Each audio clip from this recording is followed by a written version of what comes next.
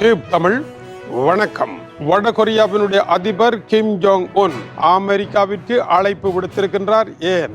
தங்களுடைய நாட்டினுடைய அணுகுண்டு, தங்களிடம் இருக்கின்ற நீண்ட தூர ஏவுகணைகள், இவை அனைத்தையும் கொண்ட தங்களுடைய ஆட்சியை அமெரிக்கா ஏற்று அங்கீகரிக்குமாக இருந்தால் அமெரிக்காவுடன் பகை பாராட்ட வேண்டிய தேவை நமக்கு கிடையாது, அமெரிக்காவுடன் உறவாக இருக்க நாங்கள் தயார் என்று அவர் பேசியிருக்கின்றார். வடகொரியாவினுடைய தொலைக்காட்சி KCNA இந்த செய்தி வெளியாகி இருக்கின்றது. ஈரானை போல வடகொரியாவினுடைய அணுகுண்டை தடுக்க அமெரிக்காவால் முடியாமல் போய்விட்டது. இதற்கு காரணமாக இருந்தது சீனா என்பதும் சொல்ல வேண்டிய தேவை இல்லை. இப்பொழுது வடகொரிய அதிபர் அமெரிக்காவிற்கு விடுத்திருக்கும் அழைப்பு, நாங்கள் இருவரும் நேருக்கு நேர் சமமாக பேசுவோம் என்பதுதான். அதேவேளை அவர் மேலும் குறிப்பிடுகின்றார், தங்களுடைய அணுகுண்டுகள் மிக நவீனமயமாக்கப்படுகின்றன, AI தொழில்நுட்பம் இணைக்கப்படுகின்றது, ஏவுகணைகளுக்குள் AI தொழில்நுட்பம் இணைக்கப்பட்டிருக்கின்றது, நீண்ட தூர ஏவுகணைகள் அதிநவீன ஏவுகணைகளாக மாறப்போகின்றன, அணுகுண்டுகள் அதைவிட அதிநவீனமாக மாறப்போகின்றது, இதை மற்றவர்கள் சந்திக்க முடியாது. அப்படியான இடத்தில் தன்னுடைய எதிரிகளை குறிவைத்து இதை செய்திருப்பதாகவும், தன்னுடைய எதிரி தென்கொரியா, அமெரிக்கா என்பதை அவர் தொடர்ந்து கூறி வருகின்றார். தன்னுடைய 13 வயது மகளை தனக்கு பின்னர் அதிகார கட்டிலுக்கு கொண்டு வந்து உலகத்தில் அதிக வயது குறைந்த பெண் ஒருவரை அதிகாரத்திற்கு கொண்டு வந்த நாடு என்கின்ற பெருமையையும் நிலைநாட்டுவதற்கு அவர் முன்னேறி கொண்டிருக்கின்ற இடத்தில் இப்பொழுது ஈரான் மீது தாக்குதலை நடத்த முற்பட்ட அமெரிக்கா அந்த தாக்குதலை நடத்த முடியாமல் தடுமாறி நிற்கின்ற நிலையில் அமெரிக்காவினுடைய எதிரிகளுக்கு சிறிய உற்சாகம் வந்திருக்கின்றது. இல்லாவிட்டால் அமெரிக்காவினுடைய 4 பேரை கியூபா தன்னுடைய கடல் பரப்பிற்குள் நுழைந்ததாக சுட்டு தள்ளி இருக்காது, அவர்களை பரிசோதித்திருக்கும் என்பதை சொல்ல வேண்டிய தேவையில்லை. இதுவரை அமெரிக்கர்களில் கை வைக்காத கியூபா இப்பொழுது எதற்காக கை வைத்தது என்பது ஒரு கேள்வி. இரண்டாவதாக, ஈரான் பேச்சுவார்த்தைக்கு நாங்கள் அடிபணிய மாட்டோம், எங்களுடைய அணுகுண்டு திட்டத்தை ஒப்படைக்க மாட்டோம் என்று அறுதியாகவும் உறுதியாகவும் கூறியிருப்பது அவர்களுக்கு கிடைத்திருக்கின்ற புதிய பலம் என்ன? இந்த பலத்தின் அடுத்த கட்டமாக வடகொரிய அதிபரனுடைய இந்த சவாலினுடைய பொருள் என்ன? அமெரிக்காவிற்கு எதிராக இவர்கள் இணைந்து நிற்கின்றார்களா என்பது தெரியவில்லை. ஆனால் இவர்களுடைய குரல்கள் அனைத்தும் திட்டமிட்டது போல ஒன்றின் மேல் ஒன்று மோதி வெளியாகி இருக்கின்றது.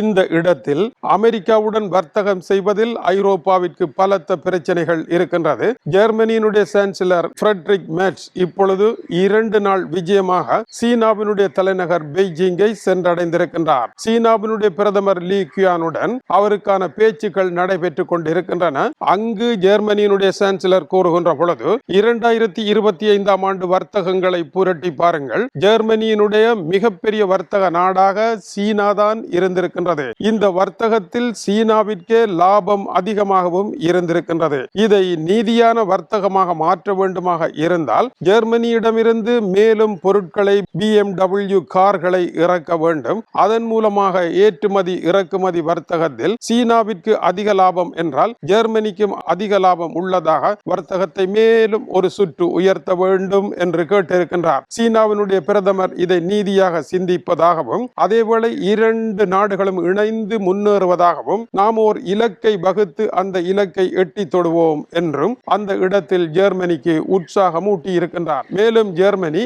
இப்பொழுது ஐரோப்பா செய்திருக்கின்ற ஒப்பந்தத்தின் அடுத்த கட்டமாக சீனாவுடனான உறவை வகுக்கின்ற பொழுது சீனா நியாயமாக இருக்க வேண்டும், சீனாவால் வரக்கூடிய ஆபத்துக்களை தவிர்க்க வேண்டும். வர்த்தகம் செய்கின்ற சீனா தன்னுடைய அரசியல் கொள்கைகளினுடைய அழுத்தங்களை ஜெர்மனியினுடைய ஜனநாயகத்திற்கு உள்ளே புகுத்த கூடாது. உதாரணமாக, தலாய் லாமா வந்தாராக இருந்தால் அவரை ஆதரித்தால் சீனா எதிரியாக மாறிவிடுகின்றது. தைவானினுடைய பிரதிநிதிகள் வந்தால் சீனா எதிரியாக மாறிவிடுகின்றது. தைவானுக்கும் சீனாவிற்கும் பிரச்சனை இருக்கின்றது, தலாய் லாமாவிற்கும் சீனாவிற்கும் திபெத்தில் பிரச்சனை இருக்கின்றது. அதற்காக ஜெர்மனி எதற்காக ஆள வேண்டும் என்ற கேள்வி ஜெர்மனியிடம் இருக்கின்றது. எனவே உங்களுடைய பிரச்சனையை நீங்களே வைத்துக் கொள்ளுங்கள், உங்கள் பிரச்சனைக்கு எங்களை இழுக்காதீர்கள் என்பது இதனுடைய கருத்தாக இருக்கின்றது. சீனா எந்த அளவு தூரம் இதற்கு இணங்கும் என்பது தெரியவில்லை. சீனாவை பொறுத்த வரையில் தன்னுடைய விவகாரங்களில் தான் மட்டுமே தீர்மானிக்க வேண்டும், அதை மற்றவர்கள் தொடக்கூடாது என்ற நிலையில் புதிய வர்த்தகம் வருகின்றது. ஆனால் சீனாவுடன் வர்த்தகம் செய்கின்ற பொழுது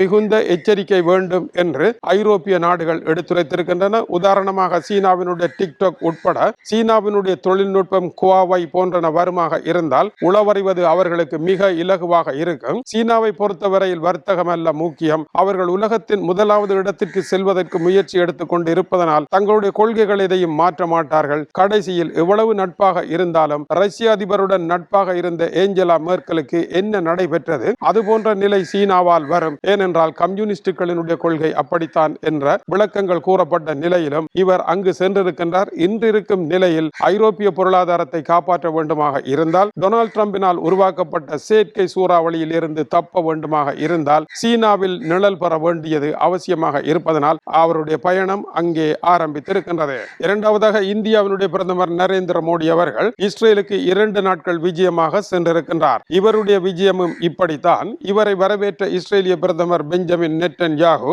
2 நாடுகளும் நட்பு நாடுகளாகவும் சகோதர நாடுகளாகவும் இருப்பதாக தெரிவித்திருக்கின்றார். இந்திய பிரதமர் இஸ்ரேலிய பாராளுமன்றம் கென்னெசெட்டிற்குள் நுழைந்த பொழுது மோடி மோடி மோடி என்று இஸ்ரேலிய பாராளுமன்ற உறுப்பினர்கள் கோஷமிட்டார்கள். அத்தருணம் பேசிய நரேந்திர மோடி அவர்கள் தமிழ் மொழியினுடைய புகழை உலக அரங்கில் பேசுவது போல யூதர்கள் பிறந்த நாடு இந்தியா என்றும் இந்தியாவில் இருந்தே யூதர்களுடைய வரலாறு ஆரம்பிப்பதாகவும் இந்தியாவும் யூதர்களும் இரத்தம் சிந்திய தியாக வரலாறு கொண்டவர்கள் என்றும் நட்பு நாடுகள் என்றும் குறிப்பிட்டிருக்கின்றார். இந்த நேரம் பேசிய இஸ்ரேலினுடைய பிரதமர் பெஞ்சமின் நெட்டன்யாகு இந்தியா இஸ்ரேல் இடையான வர்த்தகம் 2 மடங்கு உயர்வடைந்திருப்பதாகவும் 3 மடங்கு தொடர்பாடல்கள் அதிகரித்திருப்பதாகவும் தெரிவித்தார். நல்ல விடயங்களில் தாங்கள் கருத்துக்களை பரிமாறுவதாகவும் அவர் குறிப்பிட்டிருக்கின்றார். இந்திய பிரதமருடைய இந்த விஜயத்தின் பொழுது அக்டோபர் 7ஆம் தேதி இஸ்ரேல் மீது ஹமாஸ் நடத்திய தாக்குதலை இந்திய பிரதமர் வருத்தத்துடன் நோக்குவதாகவும் பாலஸ்தீன பிரச்சனையை விரைவாக பேசி தீர்க்க வேண்டும் என்று கூறியதோடு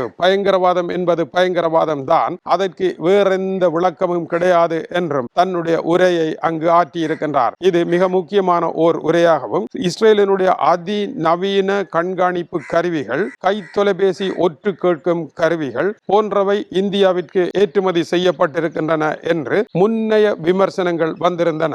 அதற்கு பதிலளிப்பது போல இந்தியாவும் இஸ்ரேலும் நல்ல விடயங்களையே பரிமாறிக் கொள்ளுகின்றன என்று இஸ்ரேலினுடைய பிரதமர் பெஞ்சமின் நெட்டன்யாகு அதற்கு முற்றுப்புள்ளியும் வைத்திருக்கின்றார். இந்திய பிரதமருடைய விஜயமானது இஸ்ரேலுடனான வர்த்தகத்தில் ஒரு முக்கியமான இடத்தை எட்டி தொடுவதற்கான பயணமாக இருக்கின்றது. ஸ்வீடன் நாட்டினுடைய குடியேறிகளுக்கு பொறுப்பாக இருக்கின்ற அமைச்சர் ஜான் பார்சல் கூறியிருக்கின்ற கருத்து உலக நாடுகளை சிந்திக்க வைத்திருக்கின்றது. அவர் குறிப்பிடுகின்றார், ஸ்வீடனுக்குள் குடியேறிய வெளிநாட்டவர்கள் கிரிமினல் குற்றங்களை இழைத்து 6 மாதங்களுக்கு மேல் சிறை தண்டனை பெற்றவர்களாக இருந்தால் சிறை தண்டனை முடிந்த கையோடு அவர்கள் எந்த நாட்டில் இருந்து வந்தார்களோ அந்த நாட்டிற்கு நாடு கடத்தப்படுவார்கள் என்றும் இதில் தயவு தாட்சண்யம் கிடையாது என்றும் கூறியிருக்கின்றார். ஸ்வீடனில் வருகின்ற வெளிநாட்டவர்களினுடைய கிரிமினல் குற்றங்களும் பாலியல் பலாத்காரங்களும் வன்முறைகளும் அதிகரித்து உச்சகட்டம் சென்று குண்டு வெடிப்புகளும் அதுபோல துப்பாக்கி பிரயோகங்களும் தீ வைப்புகளும் அந்த நாட்டில் கடந்த சில காலமாக மிக மோசமாக உச்சகட்ட நிலை அடைந்திருக்கின்றது. ஐரோப்பிய நாடுகளில் சிறப்பாக ஸ்கேண்டினேவியன் நாடுகளில் பெருந்தொகையான அகதிகளை ஏற்றுக்கொண்ட நாடு ஸ்வீடன். அத்தகைய ஒரு நாடு இப்பொழுது குடியேறிகளினால் வருகின்ற அவர்களில் ஒரு சிறிய வீதத்தினர் செய்கின்ற பெரும் பிரச்சனையான வேலைகளினால் குடியேறிகள் அனைவரையும் சிக்கலில் மாட்டுகின்ற ஓர் இடத்திற்கு விவகாரம் சென்றிருக்கின்றது. ஆனால் ஸ்வீடனுடைய நீதித்துறை இது பற்றி கூறுகின்ற பொழுது இது ஸ்வீடனுடைய அடிப்படை சட்டத்திற்கும் சர்வதேச ரீதியாக அகதிகளை ஏற்கின்ற அடிப்படை ஐக்கிய நாடுகள் சபையினுடைய சட்டத்திற்கும் அமைவாக அமையுமா என்பது தமக்கு தெரியவில்லை என்றும் அவற்றை தாம் ஆராய்வு செய்வதாக ஸ்வீடனுடைய நீதியமைச்சர் கூறுகின்றார். ஆனால் டென்மார்க் நாட்டிலும் இது போன்ற ஒரு எண்ணம் இருந்தாலும் இன்னமும் சட்டமாக வரவில்லை. கிரிமினல் குற்றவாளிகளை நாடு கடத்த வேண்டும் என்கின்ற கொள்கை இப்பொழுது அமெரிக்காவில் தீவிரம் பெற்றிருக்கின்ற நிலையில் ஐரோப்பிய நாடுகள் அமெரிக்காவிற்கு எதிராக பேசினாலும் அமெரிக்காவில் நடைபெறுகின்ற சம்பவங்கள் தங்களுடைய பணிகளுக்கு எது இலகுவாக இருக்கின்றதோ அதை ஐரோப்பிய நாடுகள் செய்யும் என்பதையும் கடந்த கால வரலாறு காட்டியது. இப்பொழுதும் அதுதான் நடைபெறப் போகின்றது. அமெரிக்கா கடலில் பாய்ந்தால் நாங்களும் கடலில் பாய்வோம் என்கின்ற நிலை ஐரோப்பாவில் மாற வேண்டும் என்பதும் ஐரோப்பா தான் சொந்த காலில் நிற்க வேண்டும் என்கின்ற விமர்சனங்கள் வருகின்ற நிலையில் ஸ்வீடனில் இருந்து இந்த குரல் கேட்டிருக்கின்றது. இது டியூப் தமிழினுடைய உலக செய்திகளுக்காக இலங்கை வடபுலம் யாழ்ப்பாணத்தில் இருந்து கீசே துறை. வணக்கம் உறவுகளே.